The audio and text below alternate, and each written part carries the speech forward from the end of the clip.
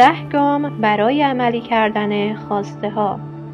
گام یکم، لحظه ای از امید داشتن، آرزو کردن، دعا کردن و تمنا کردن برای نمایان شدن افراد گره‌گشا در زندگیتان باز نایستید.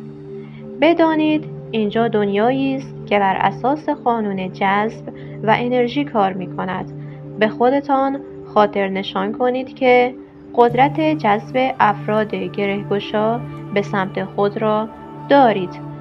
اگر نتوانید تمام تردیدها را در مورد تواناییتان برای جذب افراد مؤثر از بین ببرید، آنگاه 9 مرحله باقی مونده ثمری برایتان نخواهد داشت.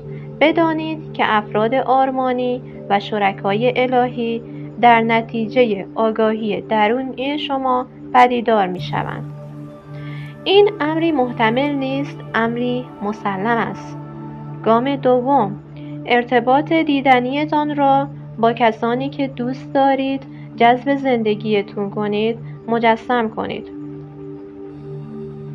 گام سوم، در ذهن خود تصویری از فرد یا افرادی که دوست دارید شما را یاری و یا با شما مشارکت کنند بسازید.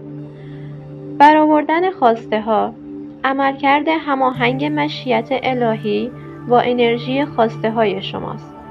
تا اندازه‌ای که دوست دارید دقیق شوید. اما این روش تصویرسازی را با کسی در میان نگذارید. گام چهارم، بر اساس تصویر درونی خود عمل کنید. طوری عمل کنید که انگار هرچه می‌بینید بخشی از خواسته تان برای جذب افراد آرمانی به زندگیتان است. گام پنجم، راهی را انتخاب کنید که کمترین مقاومت را در بر داشته باشد. گام ششم، تمرین کنید مانند آن فردی باشید که دوست دارید جذب زندگیتان کنید. گام هفتم، در فکر نتیجه نباشید و بردباری بیکران را تمرین کنید. این حیاتی ترین مرحله ایمان است. خواست خود را تعیین کنید و پیش بروید.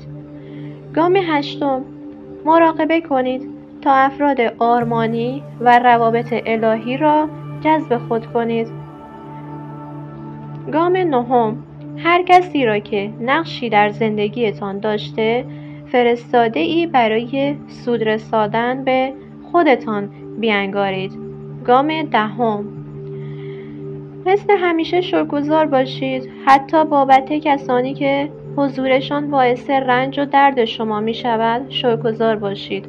خداوند را به شکرانه این که آنان را به سوی شما فرستاده شکر گویید و از خودتان نیز بابت این که آنان را جذب خود کرده اید سپاسگزاری کنید.